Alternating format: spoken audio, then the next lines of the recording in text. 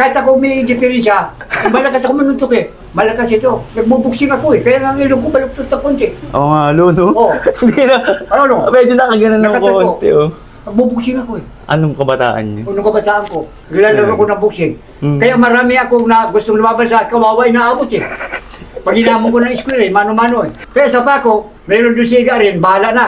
Bahala, kalaban namin. Oo, yung mga bahala. Bahala yun. Ngayon, yung bahala na yun, minsan tumatambay sa inistabay namin sa Victory Restaurant. Nagkainitan kami. Sabi ng mga kalugar ko, mga kakusa ko, doon tayo sa simbahan, magmano-mano kayo. Sabi ko, sige. Nakawawa talaga eh. Boxer ako eh.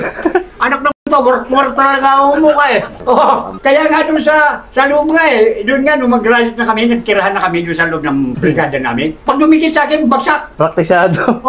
Bagsak talaga. Ito naman, sakit yan. Sakit naman yan. Saan nadali yan, Lolo, doon sa loob? Sa loob yan, doon sa bago ako nadalang 4. Kumakain ako, bigla akong sinugod yan. Ako nailagang ko yan tumama. Yan tumama yung 29. Ano yun eh? Komando. Kasi may kasama kami doon sa brigada namin, hindi pa ako lalagay ng 4. Nagkainitan kami ron, nagkapaluan. Wala naman akong ang gamit. Kaya nung alam kinaka ko, nailagang ko. Kasi boxer nga eh. Nilagang ko sa kain street ko.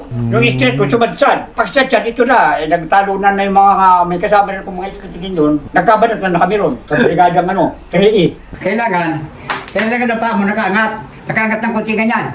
Para mabilis ka umikot. Kung sakali, lulusubin ka, pwede kang pumunta dito. Pwede kang pumunta ganyan. May puto na tayo? Oo. Huwag mong aalisin ang jab at huwag kang pipikit ng mata. Pag pumikit ka ng mata, tiyat, tatamaan ka. Jab. Kailangan. Jab. Ngayon, pag tinatamaan na jab, pag pikit, istutin mo. Tiyak sa kulyan. Nagagamit ko yung loob.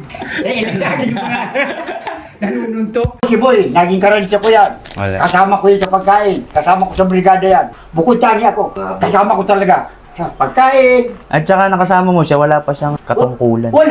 Wala siyang katungkulan. Queer na eh. Kaya alam talagang mainit talaga. Kaya nung bumagsak yan doon sa amin, talagang mainit na ulo. Sabi, madumi daw talaga isip ni Boy Kamatis nung tumanda na. Oo. Nung nagka-edad na siya, halos tumitira na talaga. Agad sa parang nasiraan din. Tama yung minsan nasiraan ng bait yan. Pero ang alam ko, lumaya pa rin. Patay sa labas, sa layo na.